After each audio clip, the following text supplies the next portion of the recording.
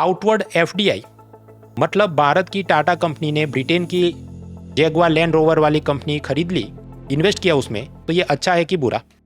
तो 2026 का economic survey ये कहता है, देखो शॉर्ट टर्म में तो नेगेटिव है क्योंकि हमारी लोकल किसी कंपनी को टाटा ने इन्वेस्टमेंट में पैसा नहीं दिया, ब्रिटेन की कंपनी को दे दिया, तो ये शॉर्ट टर्म में नेगेटिव हुआ। लॉन्ग टर्म में अच्छी बात इसलिए कि ब्रिटेन की वो कंपनी भारत में टाटा को पैसा भेजेगी, तो प्रॉफिट का पैसा भारत में आना वो अच्छी बात है। और दूसरा, टेक्नोलॉजी का स्पिल ओवर होगा कि पहले के ज़माने में टाटा की जो लोकल गाड़ियाँ थी, ये नैनो और सफारी स्कॉर्पियो वगैरह जो भी, उसमें कैसा डैशबोर्ड और कितनी फैसिलिटी थी, उसके मुकाबले आज बहुत ज़्यादा अच्छा हो गया है क्योंकि उन्होंने ये लैंड रोवर खरीदी, तो वहाँ से बहुत सारा वो सीख के यहाँ पर भारत में रेप्लिकेट कर रहे होंगे। तो टेक्नोलॉजी और नॉलेज का स्पिल ओवर होना ये आउटवर्ड एफडीआई का एक पॉजिटिव सकारात्मक आयाम है।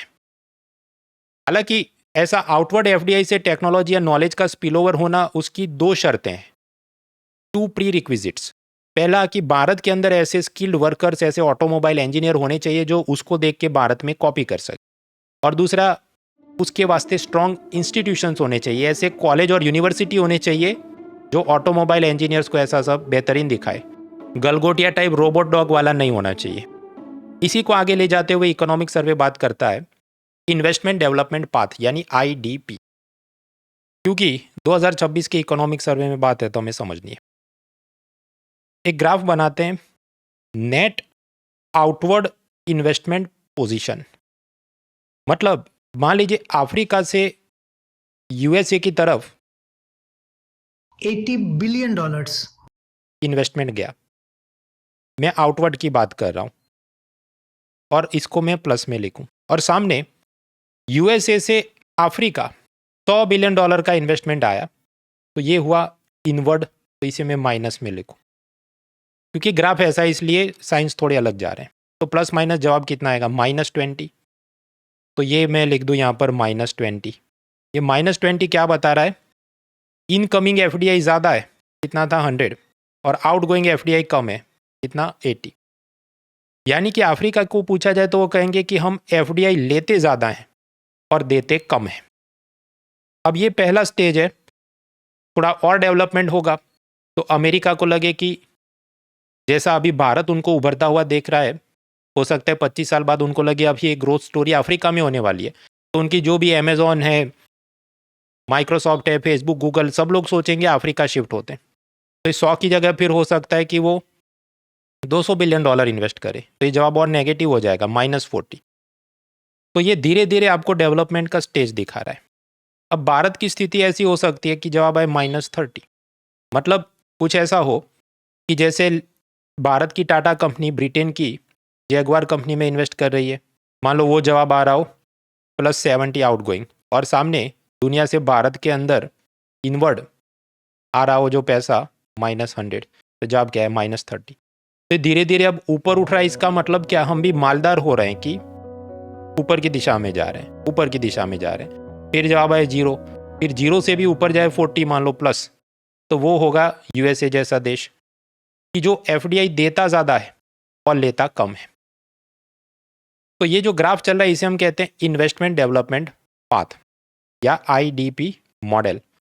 तो अगर इस ग्राफ में हमारी सिचुएशन ये नेगेटिव की दिशा में से धीरे धीरे हम पॉजिटिव की तरफ जा रहे हैं इस तरह, तो इसका मतलब कि हम धीरे धीरे विकसित बन रहे हैं।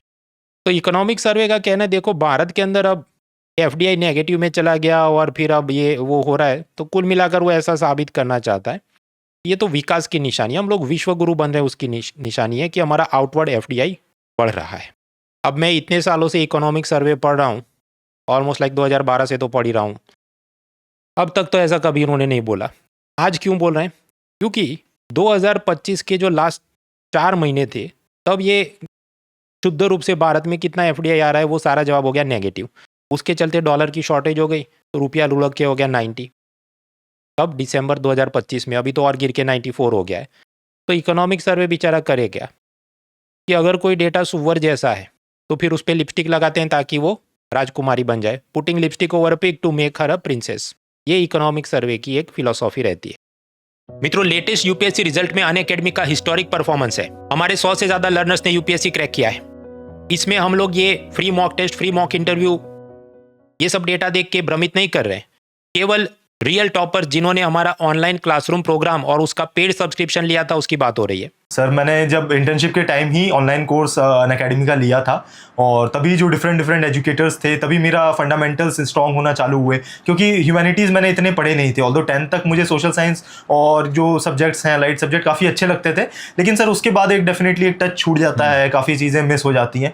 बट वही एकदम से जो जिस इंटरेस्टिंग वे में पढ़ाया जाता है अनअकैडमी पे, तो काफ़ी अच्छा लगा। जैसे सर मुझे आपका मैं कल बता ही रहा था ज्योग्राफी पढ़ने में जिस तरह से आप पढ़ाते हैं, तो वहाँ कहीं ना कहीं एजुकेटर्स काफ़ी हेल्प करते हैं। और सिर्फ ज्योग्राफी नहीं, बाकी भी एजुकेटर्स हैं सर। हिस्ट्री में सर काफ़ी कुछ चीज़ें आपको जानने को मिलती हैं। इकोनॉमिक्स के फंडामेंटल्स मृणाल सर बहुत स्ट्रॉन्ग कराते हैं, तो सर ऐसे हेल्प होती है सर। ऑल इंडिया रैंक 1 से लेके करीब 100 से ज़्यादा हमारे ऐसे टॉपर्स हैं। एवरेज वॉच टाइम इनका निकाले 400 घंटे से ज़्यादा इन्होंने अनअकैडमी पर पढ़ाई की है। और इस खुशी में हमारा 1 साल का पूरा सब्सक्रिप्शन अवेलेबल है केवल 16,999 में, जिसमें आपको प्रीलिम से मेंस, जीएसए, सीसेट, थियरी से करंट, एनसीईआरटी से advance, all the way up to mains answer writing with evaluation सब कुछ मिल रहा है। सारे डिटेल्स आपको डिस्क्रिप्शन में मिल जाएंगे। Let's crack it. Unacademy. Let's crack it.